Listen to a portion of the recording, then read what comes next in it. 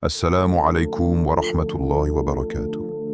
Ce lundi, un nouveau départ. Pas celui que le monde te propose, pressé, bruyant, épuisant. Mais un départ intérieur, silencieux, profond. Un départ qui commence là où tout commence vraiment, dans le cœur. Ce lundi, une nouvelle intention. Pas une intention parfaite. Pas une intention que personne ne pourra critiquer, mais une intention sincère, même fragile, même tremblante, déposée devant Allah. Et ce lundi, une nouvelle proximité avec Allah. Pas parce que tu es devenu soudain irréprochable, pas parce que tu as tout compris, mais parce que tu as décidé, aujourd'hui, de te tourner vers lui, le prophète que la paix et le salut d'Allah soient sur lui, aimé le lundi. Et ce n'est pas un détail anodin. Il n'aimait pas les jours au hasard. Il aimait le lundi parce que ce jour porte une lumière particulière. C'est le jour où il est né. Le jour où Allah a fait entrer dans ce monde la plus grande miséricorde envoyée à l'humanité. Et c'est aussi le jour où la révélation a commencé. Le jour où le ciel s'est ouvert pour guider la terre. Alors pose-toi une question. Doucement, sans te juger. Et si ce lundi devenait pour toi aussi un point de bascule? Pas forcément un lundi spectaculaire, mais un lundi sincère. Un lundi où tu décides de ne plus avancer seul.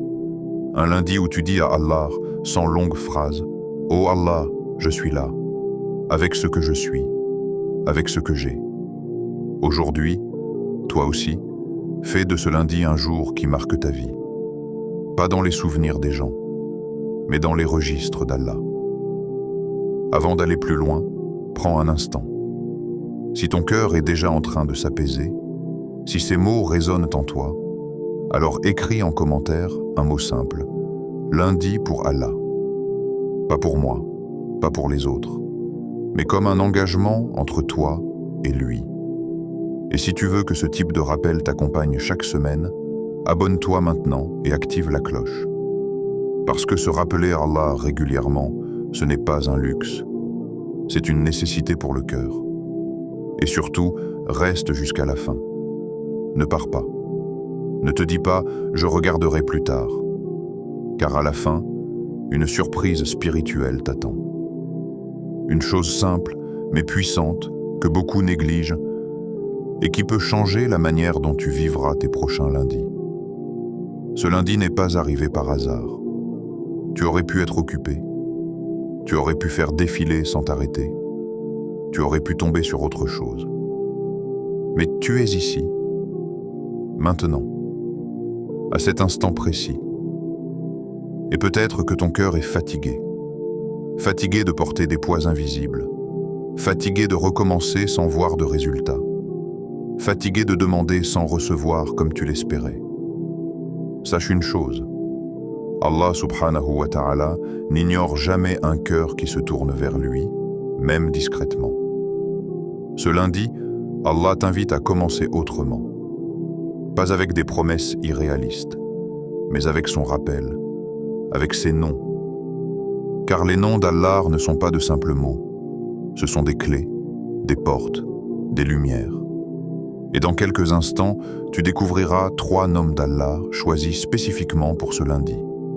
Pas au hasard, pas pour impressionner, mais pour agir sur ton cœur, ta subsistance, ta vie intérieure.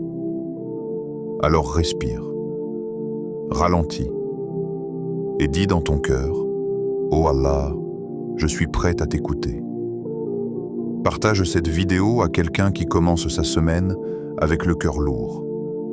Parfois, un rappel partagé devient une sadaka qui te dépasse. Ce lundi peut être ordinaire, ou il peut devenir un rendez-vous avec Allah.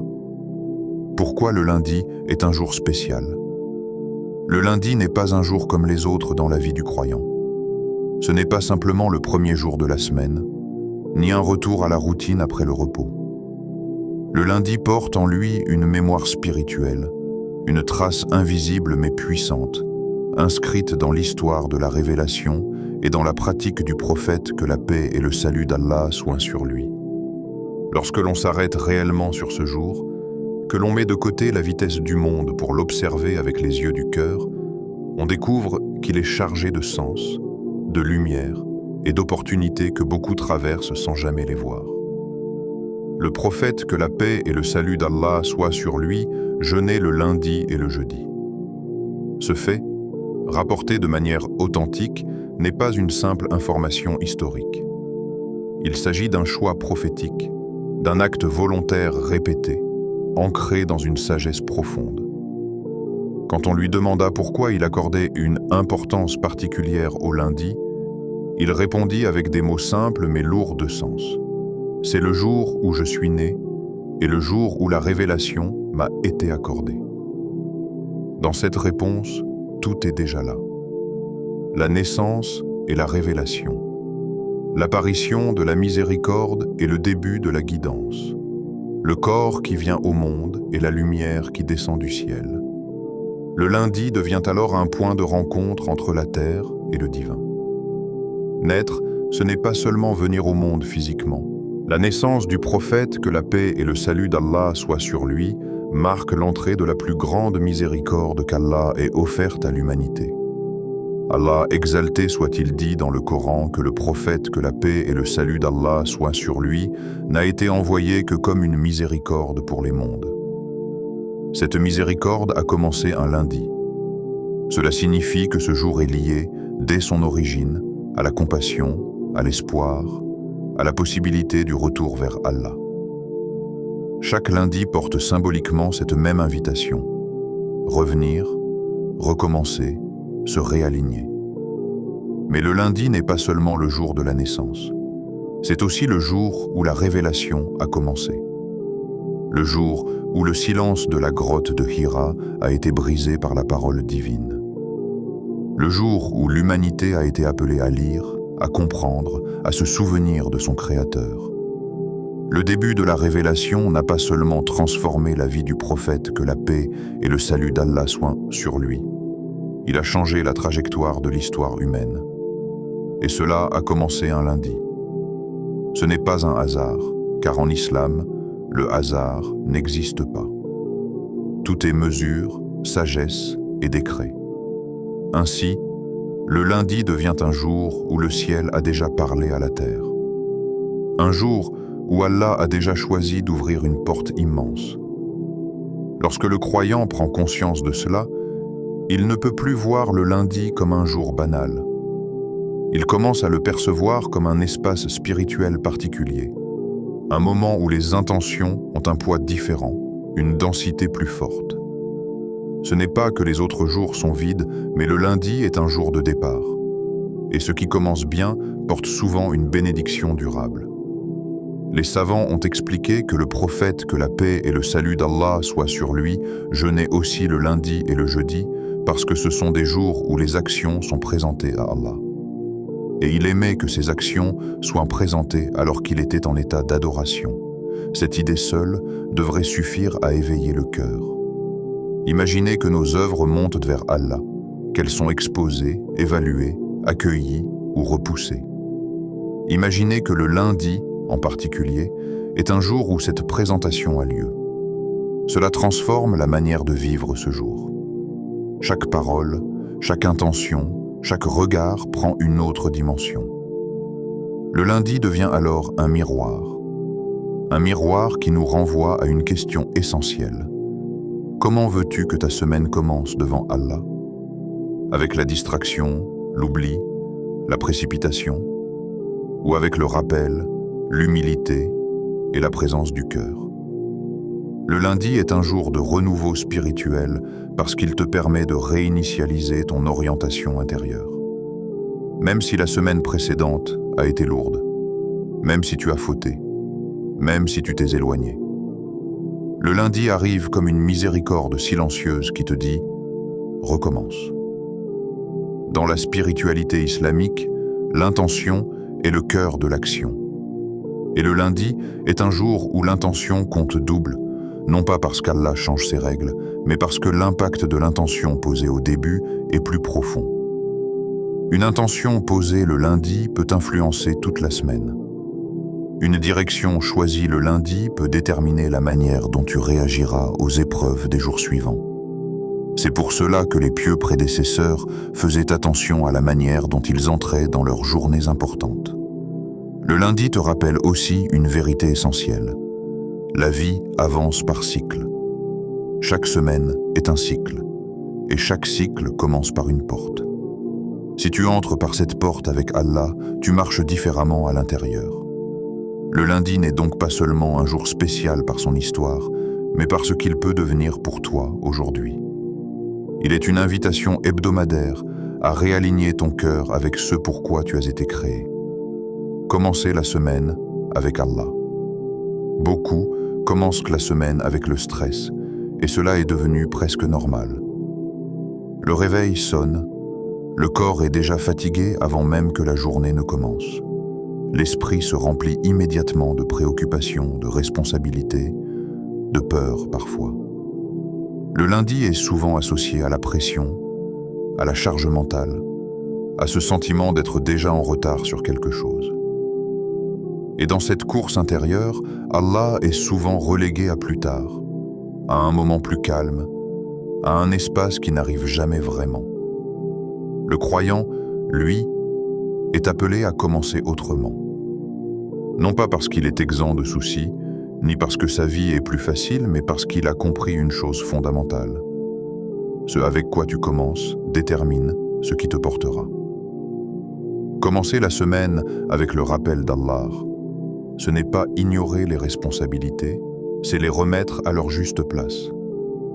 Ce n'est pas fuir la réalité, c'est l'affronter avec un soutien invisible mais réel.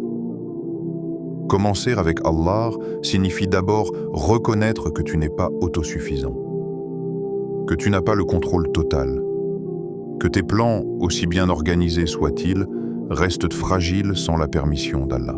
Cette reconnaissance n'est pas une faiblesse, c'est une lucidité.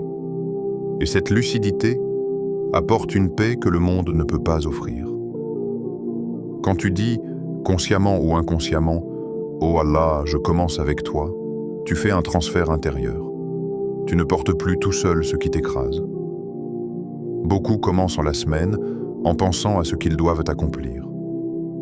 Le croyant commence la semaine en pensant à ce qu'il doit être. Un serviteur conscient, présent, humble. Le rappel d'Allah au début de la semaine agit comme un ancrage. Il empêche l'âme de dériver complètement dans la distraction, même si tu oublies ensuite, même si tu rechutes. Le point de départ laisse une trace. Celui qui commence avec Allah, Allah s'occupe de la suite. Cette phrase n'est pas un slogan motivant. C'est une réalité vécue par ceux qui l'ont expérimentée. S'occuper de la suite ne signifie pas que tout sera facile, mais que tout aura un sens. Que les difficultés ne seront pas vaines. Que les retards auront une sagesse. Que les portes fermées seront parfois une protection. Commencer avec Allah, c'est accepter que la suite ne t'appartienne pas entièrement. Et c'est précisément cela qui soulage le cœur. Le rappel d'Allah au début de la semaine réorganise les priorités intérieures. Il te rappelle pourquoi tu travailles, pourquoi tu patientes, pourquoi tu fais des efforts. Il te rappelle que cette vie n'est pas une fin, mais un passage. Et quand cette vérité est présente dès le lundi, elle influence la manière dont tu parles, dont tu réagis, dont tu choisis. Commencer la semaine avec Allah, c'est aussi faire un choix discret mais puissant. Ne pas laisser le monde définir ton état intérieur. Tu peux être entouré de bruit, de pression, d'attente, mais ton cœur a un point fixe. Ce point fixe, c'est le rappel. Et ce rappel n'a pas besoin d'être long. Il a besoin d'être sincère. Quelques minutes, quelques mots, quelques noms d'Allah répétés avec présence peuvent transformer toute une dynamique intérieure. Il y a une grande différence entre traverser la semaine en survivant et la traverser en étant accompagné. Quand Allah est présent au début, même les moments où tu te sens seul ne le sont pas réellement. Même les décisions difficiles sont portées différemment. Commencer avec Allah, c'est accepter de ne pas tout comprendre tout de suite, mais de faire confiance au déroulement. Le lundi devient alors un choix. Pas un choix extérieur, mais intérieur. Choisir de commencer avec Allah, même quand l'âme résiste, même quand le cœur est lourd, même quand la foi semble faible. Car Allah ne regarde pas la perfection de ton départ, mais la sincérité de ta direction. Premier nom, Ya Fatah, ô celui qui ouvre. Il y a des moments dans la vie où tout semble fermé, et ces moments ne font pas toujours de bruit. Ce ne sont pas forcément des catastrophes visibles, ni des chutes spectaculaires. Parfois, c'est simplement cette sensation persistante d'être bloqué. Tu avances, mais rien ne s'ouvre. Tu fais des efforts, mais les résultats tardent. Tu invoques, mais le ciel semble silencieux. Et ce silence devient lourd, presque étouffant, parce qu'il touche une zone très sensible du cœur, l'espoir. Quand les portes semblent fermées, ce n'est pas seulement des portes matérielles, ce sont des portes intérieures. La porte de la motivation, la porte de la clarté, la porte de la tranquillité. Tu te lèves le matin avec une intention, mais quelque chose à l'intérieur résiste. Tu veux avancer, mais tu ne sais plus par où commencer. Et parfois, le plus douloureux n'est pas l'épreuve elle-même, mais l'impression que rien ne bouge, que tout est figé. Dans ces moments-là, beaucoup se parlent durement. Ils se reprochent leur passé, leurs erreurs, leurs retards. Ils pensent que si rien ne s'ouvre, c'est forcément parce qu'ils ne méritent pas. Et petit à petit, le cœur se referme encore plus. Il se contracte sous le poids de la culpabilité, du doute, de la comparaison. On regarde la vie des autres, on voit des portes qui s'ouvrent ailleurs, et on se demande en silence, pourquoi pas moi ? C'est précisément là que le nom Ya Fatah prend tout son sens. Al-Fatah n'est pas seulement celui qui ouvre des portes visibles. Il est celui qui ouvre ce qui est bloqué à l'intérieur avant même que l'extérieur ne change. Il est celui qui dénoue ce qui est emmêlé dans le cœur, ce qui est serré dans la poitrine, ce qui empêche l'âme de respirer pleinement. Répéter Ya Fatah n'est pas une formule magique, c'est une reconnaissance. Reconnaître que certaines portes ne s'ouvrent pas par la force, ni par l'intelligence, ni par la précipitation, mais uniquement par la permission d'Allah. Quand tu dis Ya Fatah, tu dis en réalité « Oh Allah, je reconnais que tu vois ce que je ne vois pas. Tu sais où se trouve le blocage réel. Tu sais ce qui doit s'ouvrir maintenant et ce qui doit rester fermé pour me protéger. » Et cette reconnaissance apaise quelque chose de profond. Elle enlève au cœur le poids de devoir tout contrôler. Elle transforme l'attente en confiance, même fragile. Il y a des solutions qui tardent, non pas parce qu'Allah refuse, mais parce qu'il prépare. Préparer ton cœur à recevoir sans se perdre. Préparer ton caractère à gérer l'ouverture sans arrogance. Préparer ta foi à ne pas dépendre uniquement du résultat. Ya Fatah ouvre parfois lentement, progressivement, presque imperceptiblement, parce que certaines ouvertures, si elles arrivent trop vite, peuvent devenir des épreuves plus grandes que la fermeture elle-même. Le cœur bloqué est souvent un cœur fatigué. Fatigué d'espérer. Fatigué de recommencer. Fatigué de croire que cette fois sera différente. Et Allah connaît cette fatigue. Il ne la méprise pas. Il ne la juge pas. Il attend simplement que le serviteur se tourne vers lui avec ce qu'il a, même si ce qu'il a, c'est une invocation faible, répétée sans énergie, presque mécaniquement. Même cela, Allah l'entend. Ya Fatah est le nom que l'on prononce quand on n'a plus les mots. Quand les longues invocations semblent trop lourdes, quand le cœur n'arrive plus à expliquer ce qu'il ressent. C'est un nom court, mais immense. Un nom qui reconnaît que l'ouverture ne dépend pas du timing humain. Il y a des portes qu'Allah ouvre dans un moment précis, parce que si elles s'ouvraient avant, elles ne mèneraient pas au bien. Répéter Ya Fatah, c'est aussi accepter que certaines fermetures soient temporaires, et que certaines fermetures soient définitives par miséricorde. Tout ce qui ne s'ouvre pas n'est pas une perte. Tout ce qui tarde n'est pas un refus. Et parfois, l'ouverture la plus importante n'est pas celle que tu attends, mais celle que ton cœur avait désespérément besoin de vivre. L'ouverture à la patience, à la paix, à la certitude qu'Allah ne t'a pas oublié. Quand tu dis « Ya Fata », dis-le lentement.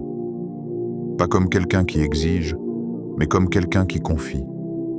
Pas comme quelqu'un qui frappe à la porte avec colère, mais comme quelqu'un qui sait que celui qui est derrière la porte est sage. Et même si rien ne change immédiatement à l'extérieur, quelque chose commence toujours à s'ouvrir à l'intérieur. Et cette ouverture-là est souvent le début de toutes les autres. Deuxième nom, Ya Razak, ô le pourvoyeur. Quand on parle de subsistance, beaucoup de cœurs se crispent immédiatement. Parce que dans l'esprit de beaucoup, la subsistance se résume à l'argent, au salaire, à la stabilité matérielle. Et cette réduction est l'une des grandes sources d'angoisse moderne.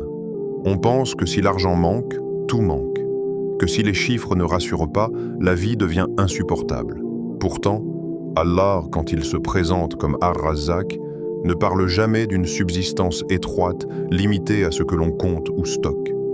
La subsistance est tout ce par quoi Allah te permet de tenir, d'avancer, de rester debout. Elle inclut l'argent, oui, mais elle dépasse largement ce cadre. Elle inclut la santé, la clarté d'esprit, la paix intérieure, la présence de personnes justes dans ta vie, la baraka dans le temps, la capacité à te relever après une chute. Il y a des gens qui ont peu mais qui vivent dans une tranquillité que beaucoup envient. Et il y a des gens qui ont beaucoup mais qui ne trouvent jamais le repos. La différence ne se trouve pas dans la quantité, mais dans la main qui donne. Ya Razak nourrit les corps et les âmes. Il nourrit le corps par ce qui le maintient en vie, et il nourrit l'âme par ce qui lui donne du sens. Quand l'âme est affamée, même l'abondance matérielle devient fade. Quand l'âme est nourrie, même peu devient suffisant. Et cette nourriture invisible est souvent celle que l'on oublie de demander, parce qu'elle ne se voit pas immédiatement. Beaucoup vivent dans la peur du lendemain. Peur de manquer, peur de perdre, peur de ne pas être à la hauteur. Et cette peur s'installe quand on oublie que la subsistance n'est pas le fruit exclusif de l'effort humain. L'effort est demandé, oui, mais le résultat appartient à Allah. Ar-Razzaq était Razak avant même que tu existes. Il t'a nourri alors que tu ne demandais rien. Il t'a protégé alors que tu ne savais même pas invoquer. Et il continue aujourd'hui, même quand ton cœur doute. La baraka est l'une des formes les plus subtiles de la subsistance. Elle ne s'explique pas toujours. Deux personnes peuvent gagner la même chose, vivre dans des conditions similaires, et pourtant l'une se sent constamment à l'étroit, tandis que l'autre se sent comblée. La baraka, c'est quand peu suffit, quand le temps s'étire, quand l'effort porte un fruit inattendu. Et cette baraka vient d'Allah seul. Ya Razak est le nom que l'on répète quand on a peur de l'avenir, quand les chiffres ne rassurent plus, quand les plans semblent fragiles, quand on se demande comment les choses vont tenir. En répétant ce nom, le croyant ne nie pas la réalité, mais il refuse de la voir comme une menace absolue. Il la voit comme un espace où Allah agit. La subsistance inclut aussi les opportunités inattendues, les portes auxquelles tu n'avais pas pensé, les rencontres qui changent une trajectoire, les idées qui naissent dans un moment de calme. Tout cela fait partie du risque et souvent, ces formes de subsistance arrivent quand le cœur se détache de l'obsession du contrôle. Quand il accepte que Ar-Razak sait mieux que lui ce dont il a besoin à un moment précis. Répéter « Ya Razak », c'est rééduquer le cœur. Lui apprendre que la valeur ne se mesure pas uniquement en possession, que la dignité ne dépend pas uniquement de la réussite visible, que la vie ne se résume pas à accumuler, mais à recevoir avec reconnaissance. Et plus le cœur reconnaît la source, plus la subsistance, sous toutes ses formes, circule avec douceur. 10 Ya Razzaq, quand tu te sens à l'étroit, quand tu as l'impression que tout repose sur tes épaules, quand tu oublies que celui qui t'a créé s'est aussi engagé à te pourvoir. Et même si la situation extérieure ne change pas immédiatement, le regard que tu poses sur elle, lui, commence déjà à se transformer.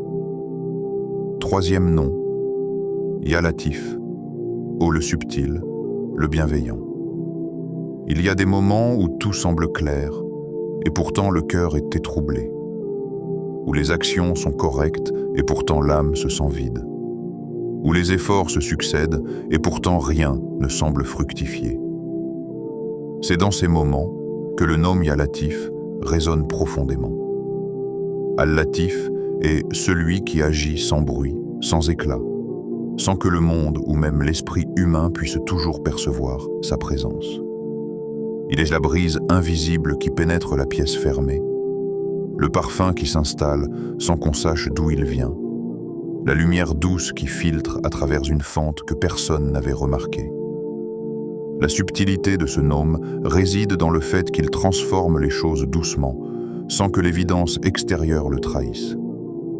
Répéter Ya Latif n'est pas simplement une invocation, c'est une immersion dans cette subtilité. C'est dire à Allah que tu reconnais que sa puissance ne réside pas seulement dans le spectaculaire, dans les signes visibles ou dans les changements bruyants. Elle réside dans la délicatesse avec laquelle il gère l'univers, dans la douceur avec laquelle il guide les âmes, dans la précision avec laquelle il organise ce qui semble chaotique. Chaque situation qui paraît figée ou désespérée peut contenir un mouvement silencieux initié par Al-Latif. Lorsque tu répètes Ya Latif, imagine ces transformations invisibles. Ton cœur s'apaise quand tu croyais qu'il serait éternellement tourmenté. Une solution inattendue apparaît dans un moment où tu ne pouvais pas l'anticiper. Des liens se reforment avec douceur. Des portes se ferment pour protéger ce qui devait être protégé. Des bénédictions se déposent dans les recoins de ta vie où tu ne les avais même pas cherchées.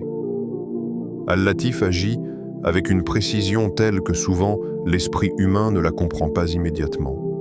Mais le cœur ressent sa présence. Et c'est ce ressenti qui commence à transformer la perception de la réalité. Le monde moderne, avec son bruit incessant, sa vitesse et son impatience, a rendu difficile la perception de cette subtilité divine. Nous cherchons le changement visible, immédiat et spectaculaire. Pourtant, la plupart des transformations importantes dans la vie d'un croyant sont subtiles. Une patience qui s'installe, une certitude qui grandit, une sagesse qui se développe sans que l'on s'en rende compte, une capacité à aimer et à pardonner qui naît sans que l'on sache exactement quand. Toutes ces transformations silencieuses sont l'œuvre de Al-Latif.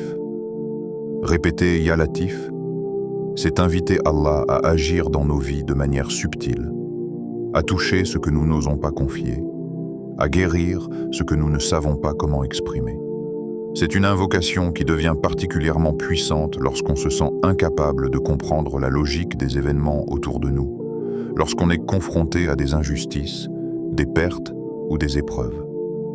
Car Al-Latif ne corrige pas toujours le monde selon nos désirs immédiats, mais il transforme notre expérience intérieure, notre perception, notre manière de réagir, jusqu'à ce que l'épreuve devienne lumière. Il est important de comprendre que la subtilité de ce nom ne signifie pas passivité. Ce n'est pas l'inaction, mais plutôt la reconnaissance qu'Allah sait comment agir avec plus de précision que nous ne pourrions jamais espérer. Même lorsque tout semble immobile, Ya Latif prépare le terrain pour ce qui est nécessaire. Il façonne l'invisible avec soin et minutie. Lorsque tu répètes ce nom, tu apprends à observer la vie autrement, à voir les signes subtils, les petites synchronicités, les bénédictions silencieuses qui auraient été ignorées autrement. Imagine une graine enterrée sous la terre. Pendant un moment, rien ne se passe. La surface reste inchangée. Et pourtant, sous terre, la transformation a commencé. Les racines s'étendent, les cellules se développent, la vie progresse lentement. Ya Latif est cette vie souterraine, invisible mais réelle, silencieuse mais efficace. Il agit dans l'âme, dans les relations, dans les projets, dans la santé, dans les ressources, parfois bien avant que nous puissions voir ses effets. Il est aussi intéressant de remarquer que Ya Latif ne se limite pas à ouvrir ou nourrir comme les noms précédents. Il transforme subtilement le regard que nous portons sur ce que nous avons déjà. La même épreuve que nous considérons comme un fardeau peut devenir une occasion de croissance intérieure, une bénédiction déguisée, une expérience qui nous rapproche d'Allah. C'est la puissance de la subtilité. Elle transforme non seulement les événements, mais notre perception d'eux. Ainsi, lorsque tu répètes « Ya Latif », fais-le avec l'esprit de celui qui s'abandonne à la sagesse d'Allah. Respire profondément et imagine les transformations invisibles qui se produisent dans les coulisses de ta vie, invisibles aux yeux du monde, mais puissantes pour ton âme. Le nom Ya Latif est une porte ouverte vers la paix intérieure, la confiance et la résilience silencieuse. Il est un rappel que la bienveillance divine n'est jamais absente, même lorsque tout semble silencieux et immobile. Comment répéter ces noms ce lundi? Ce lundi 26 janvier 2026, l'invitation à répéter ces 3 noms n'est pas simplement un exercice religieux mécanique, mais un rituel vivant qui a le pouvoir de réorganiser ton énergie intérieure, ton esprit et ton cœur. Pour en tirer le maximum, il est essentiel de préparer l'esprit et le corps à cette expérience. Choisis un moment où tu peux être seul, où le bruit extérieur est réduit, où tu peux t'asseoir ou te tenir debout dans un espace qui favorise la concentration et la méditation. 2 moments sont particulièrement propices. Juste après Fajr, lorsque le monde est encore calme et que le cœur est frais et réceptif, ou après Isha, lorsque le tumulte de la journée est derrière toi et que l'âme cherche le repos et la connexion divine. Commence par prendre 3 grandes respirations, en expirant lentement pour libérer les tensions accumulées. Permets à ton esprit de se détacher des préoccupations immédiates. Imagine que chaque respiration prépare ton cœur à recevoir la lumière d'Allah. Ensuite, concentre-toi sur l'intention. Ce n'est pas un simple rituel de répétition, mais un engagement profond. Dis dans ton cœur, même mentalement, que tu fais cette invocation pour te rapprocher d'Allah, pour ouvrir ton cœur, recevoir la subsistance et accueillir la subtilité de sa présence. Une intention pure multiplie la valeur de chaque répétition et transforme le geste en acte spirituel puissant. Commence avec Ya Fatah, répété 33 fois. Visualise les portes qui semblent te fermer dans ta vie, qu'il s'agisse de portes professionnelles, relationnelles ou personnelles. Imagine chaque répétition comme une clé invisible qui vient doucement déverrouiller ce qui était bloqué. Ressens comment le cœur commence à se détendre face à ce qui semblait insurmontable. Ne te précipite pas. Laisse le nom s'imprégner dans chaque respiration, dans chaque battement de cœur, jusqu'à ce que tu sentes que l'ouverture ne se limite pas à l'extérieur, mais qu'elle commence à se produire à l'intérieur de toi. Ensuite, passe à Ya Razak, répété 33 fois. Réalise que la subsistance ne se limite pas à ce que tu peux mesurer ou voir. Imagine la paix intérieure se répandre, la baraka dans les petites choses de ta vie, et les opportunités inattendues se dessiner devant toi. Concentre-toi sur la sensation de suffisance et de gratitude, sur la confiance que tout ce dont tu as besoin t'est déjà accordé par Allah, même si tu ne le vois pas encore. La répétition de ce nom renforce l'idée que la providence divine est omniprésente, qu'elle englobe non seulement la matière, mais aussi l'esprit et le cœur. Enfin, termine avec Ya Latif, répété 33 fois. Ici, la subtilité prend le devant. Imagine les transformations silencieuses dans ta vie, ce que l'on ne voit pas immédiatement, mais qui façonne profondément ton existence. Visualise les tensions intérieures se dissoudre, les malentendus se corriger doucement, les bénédictions invisibles se déposer dans les recoins de ta vie. Ya Latif agit sur le cœur autant que sur l'extérieur.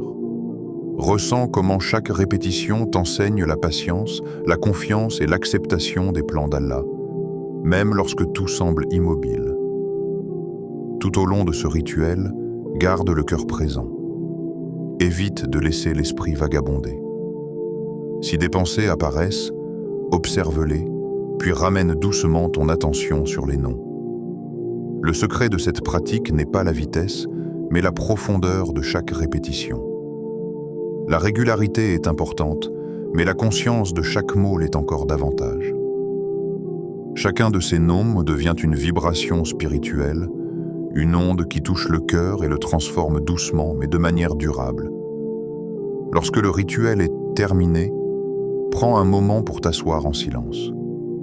Observe ton cœur, observe la respiration, observe la sensation intérieure. Remarque les changements subtils, un poids qui se lève, un calme qui s'installe, une lumière dans le regard. Même si rien ne semble extérieur, l'effet intérieur est réel et puissant. La clé est de continuer à vivre cette semaine en gardant cette conscience, en rappelant ces noms dans les moments de tension, d'attente ou de doute. Enfin, partage cette pratique avec d'autres. Parler de ce rituel ou le partager avec un proche peut multiplier ses effets, car la baraka se propage lorsqu'elle est transmise. Écris un mot ou une phrase dans les commentaires pour manifester ton engagement. Cela renforce le lien avec Allah et avec la communauté. Souviens-toi que la répétition de ces noms, lorsqu'elle est sincère, crée un espace spirituel dans lequel Allah peut agir, parfois de manière invisible, parfois de manière étonnante, et toujours selon sa sagesse parfaite. Observe ce qu'Allah va faire. Ne te précipite pas. Ces mots semblent simples, mais leur poids est immense. La vie moderne nous entraîne dans une course incessante, où chaque minute est remplie d'exigences, d'urgences et d'objectifs souvent artificiels. Pourtant, Allah nous enseigne à ralentir, à ne pas juger la valeur d'un événement uniquement à sa vitesse, ni celle d'une épreuve à sa durée. Dans le silence d'un cœur qui observe, dans l'espace d'un esprit qui attend avec confiance, se trouve une sagesse que le monde ne peut jamais offrir. Observe ton cœur. Pose ton attention sur ce qui se passe à l'intérieur, sur ces mouvements subtils que tu ne remarques pas toujours. Le cœur parle, mais souvent à voix basse, presque imperceptible. Il t'invite à ressentir, à comprendre, à percevoir ce qui échappe à la simple logique. Peut-être que ce lundi, tu sens une tension que tu n'arrives pas à nommer, peut-être une inquiétude ou une fatigue accumulée. Permets-toi de simplement observer cette réalité intérieure. Ne la combatte pas, ne la dénigre pas. Chaque souffle, chaque émotion, chaque sensation est un signe que le cœur est vivant et que Allah agit déjà en toi, même si tu ne le vois pas encore. Observe ta patience. La patience n'est pas simplement de rester immobile dans la souffrance ou de tolérer ce qui te dérange.